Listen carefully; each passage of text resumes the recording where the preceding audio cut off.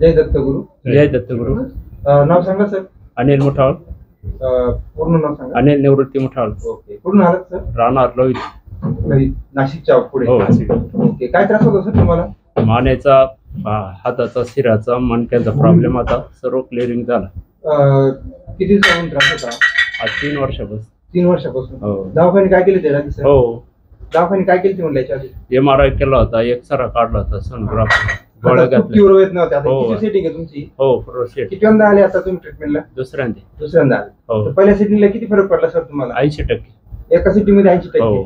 आता आपली दुसरी झाली. आता कसं हो. वाटलं तुम्हाला? एकदम 100%. आता एकदम बरं वाटलंय. हो. ठीक आहे. तर तुमच्या लोहितच्या पेशंट साठी काय सांगू इच्छिता?